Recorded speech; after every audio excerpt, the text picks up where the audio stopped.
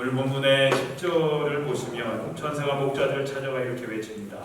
보라, 내가 온 백성에게 미칠 큰 기쁨의 좋은 소식을 너희에게 전하노라. 성탄절 하면 떠오르는 이미지가 있습니다. 그것은 바로 조이, 기쁨입니다. 근데 서로 선물을 주고받기 때문에 기쁘다는 말이 아닙니다. 온 가족들이 함께 즐거운 시간을 보내기 때문에 기쁘다는 말이 아닙니다. 연인들끼리 아름다운 시간을 보내기 때문에 기쁘다는 것이 아닙니다. 성탄절이 세상 모든 사람들에게 기쁨이 되어야 하는 진정한 이유는 첫째로 성탄절은 세상이 하나님께로부터 가장 귀한 선물을 받은 날이기 때문에 기뻐해야 한다는 것입니다. 그리고 그 선물이 그렇게 귀한 이유는 하나님 자신이 신이 선물이 되어 주셨기 때문입니다. 우리는 그 선물을 임마누엘이라고 부릅니다. 우리와 함께 하시는 하나님, 그분이 바로 우리들에게 선물로 오신 것이 성탄의 이유이고 우리가 기뻐해야 하는 이유가 된다는 겁니다. 선지자 이사야는 앞으로 오실 메시아의 이름이 전능하신 하나님이요 영존하시는 아버지다 라고 예언을 합니다. 이사야서 9장 6절에 기록되어 있는데요. 한 아기가 우리에게 태어났다. 우리가 한 아들을 얻었다. 그는 우리의 통치자가 될 것이다. 그의 이름은 기묘자, 모사, 전능하신 하나님, 영존하시는 아버지, 평화의 왕이라고 불릴 것이다 라고 예언을 합니다. 이 말씀은 우리들에게 선물로 오신 예수님은 우리들과 함께 하시기 위해서 직접 이 땅에 오신 하나님, 바로 그분이다 라는 뜻입니다. 성탄절에 우리들이 기뻐해야 하는 이유가 바로 이것인 것입니다. 하나님께서 우리들에게 직접 선물로 오셨다.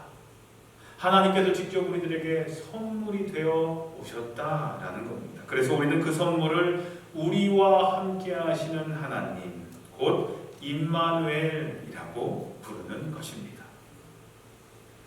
그는 본래 하나님의 본체시나 하나님과 동등됨을 취할 것으로 여기지 않으시고 자기를 비워 종의 형체를 가져 사람과 같이 되었고 라는 사도 바울의 설명처럼 하나님은 인간의 몸을 입고 인간의 역사 가운데 오셔서 역사의 흐름을 BC 그리고 AD로 나누어 놓으시고 또한 인간들의 삶을 변화시켜 주신 것입니다. 우리들에게 새 삶을 주시는 분, 그러한 분을 우리가 선물로 받았기에 우리는 성탄을 축하하며 기뻐해야 한다는 것입니다. 둘째로 성탄절이 세상 모든 사람들에게 기쁨이 되어야 하는 진정한 이유는 우리가 받은 그 선물은 인간의 모든 문제를 능히 해결할 수 있는 궁극적인 해결자가 되시기 때문입니다. 우리들이 가지고 있는 모든 문제들을 풀어주실 수 있는, 해결해 주실 수 있는 궁극적인 해결자가 바로 임마누엘 하나님이시라는 겁니다. 죄 중에 있는 사람들을 위해 하나님은 구원자이신 예수님을 보내주셨습니다. 어둠에 있는 사람들을 위해 하나님은 빛 대신 예수님을 선물로 보내주셨습니다. 속박당한 사람들을 위해 하나님은 해방자이신 예수님을 보내주셨습니다. 패배당한 사람들을 위해 하나님은 승리자이신 예수님을 보내주셨습니다. 양처럼 부족한 우리들을 위해 하나님은 목자이신 예수님을 보내주셨습니다. 배고픈 사람들을 위해 하나님은 생명의 빵이신 예수님을 우리들에게 선물로 보내주셨습니다. 병들어 고통 중에 있는 사람들을 위해 하나님은 참 치료자가 되시는 예수님을 보내주셨습니다. 의심 중에 있는 사람들을 위해 하나님은 참 진리가 되시는 예수님을 보내주셨습니다. 혼란스러워하고 있는 사람들을 위해 하나님은 참 길이 되시는 예수님을 보내주셨습니다. 혼돈 속에 빠진 사람들을 위해 하나님은 평화의 왕이 되시는 예수님을 선물로 보내주셨습니다. 하나님은 모든 것에 부족한 저와 여러분들을 위해 외아들을 보내주신 것입니다. 앞서서 말씀드렸던 이사야 9장 6절에 한 아기가 우리에게 태어났다. 우리가 한 아들을 얻었다. 그는 우리의 통치자가 될 것이다.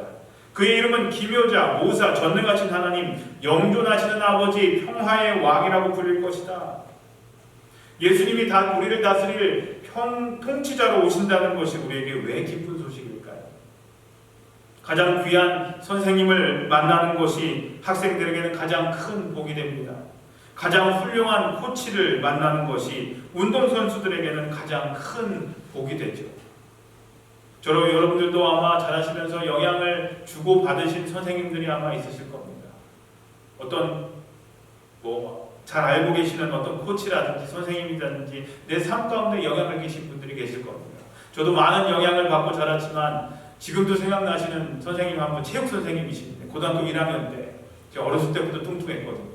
고등학교 1학년 때 뚱뚱한 몸으로 축구를 하다가 다리를 좀 다친 적이 있었습니다. 그래서 한 5, 6개월 정도, 한 학기 정도 깁스를 하고 있었는데 체육 선생님이 저한테 그런 얘기를 하죠. 체육대 아이들 다 뛰어노는데 체육활동하는 저는 앉아만 있으니까 대성아 너는 뚱뚱하긴 하지만 딱 뚱뚱하긴 하지만이라고 얘기를 하시면서 뚱뚱하긴 하지만 지구력이 좋아 라고 말씀을 하셨습니다. 끈기가 있다라는 거 저는 몰랐어요. 제가 그런지. 근데 선생님이 그렇게 얘기를 하시는 거예요. 그렇게 얘기하시니까 진짜 그런 걸로 제가 생각이 되는데 내가 진짜 지구력이 좋고 끈기가 좋을까? 생각이 드는 겁니다. 그래가지고 체육 실기 시험에 제가 만점을 받았어요. 깁스했는데도 만점을 받았어요.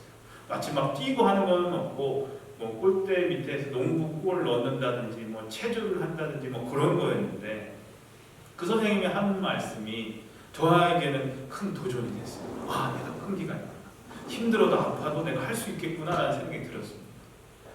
제일 힘들었던 거 군대 가서 군대 얘기 짧게 잠깐 하자면 훈련소에 가는데 구보를 하잖아요.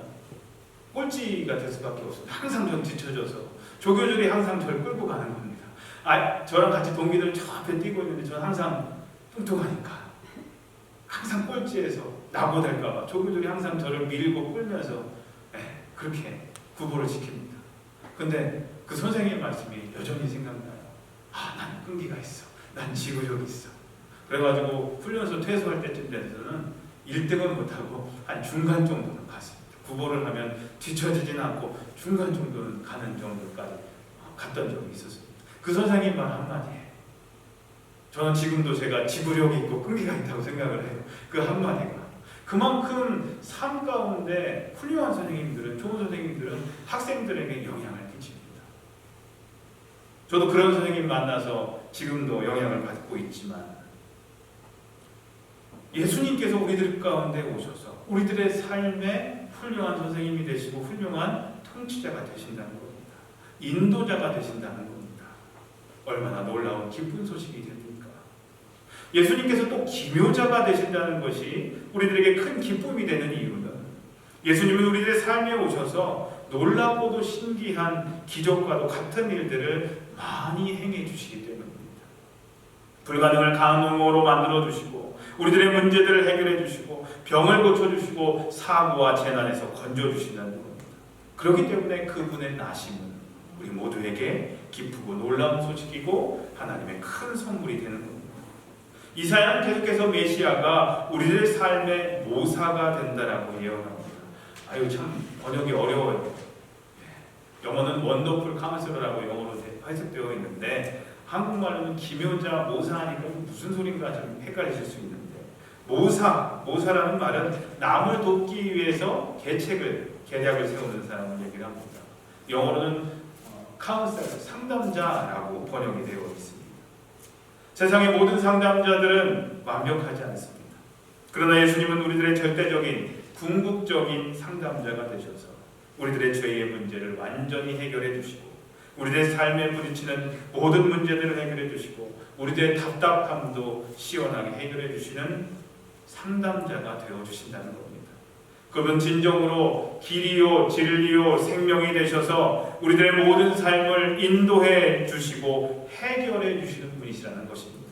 그렇기 때문에 우리는 성탄절에 우리의 모사가 되시는 상담자가 되시는 궁극적인 상담자가 되시는 예수님을 받았기 때문에 선물로 받았기 때문에 우리는 하나님께 감사와 찬양을 드리며 기뻐해야 하는 것입니다. 마지막으로 이사야는 예수님께서 평화의 왕이다라고 예언을 합니다. 예수님을 평화의 왕이다라고 예언을 합니다. 우리들이 하나님의 선물이신 예수님으로 인해서 기뻐해야 하는 이유가 바로 여기에 있습니다. 우리들은 마음의 평화를 원하지만 현재 우리들을 더욱더 불안하게 하는 세상 속에서 살아가고 있습니다.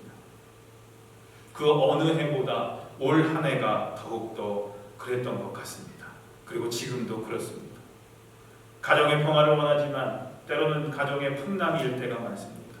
사업과 직장 생활의 안정과 평화를 원하지만 올해와 같이 어려운 일들이 뜻하지 않게 우리들의 삶에 닥칠 때가 있습니다.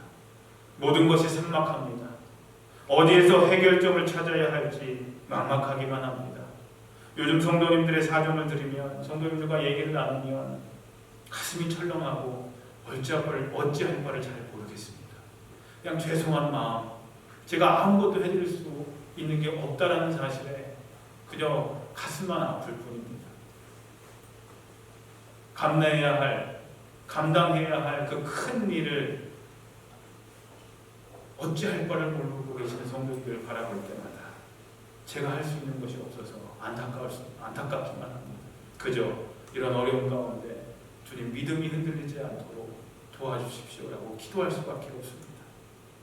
근데 성경은 예수님이 평강의 왕이시다라고 증거를 합니다.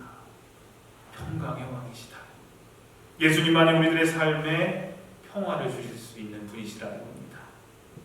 지금과 같이 삭막하고 불안하고 답답하고 어찌할 바를 모르고 그런 우리들의 삶 속에, 그런 우리들의 마음 속에 예수님께서 오시면 그 모든 것이 한꺼번에 평화로운 모습으로 바뀌게 된다라는 예언입니다. 세상의 모든 사람들이 예수님의 나심을 기뻐해야 하는 이유가 바로 여기에 있는 것입니다. 사랑하는 성도님들,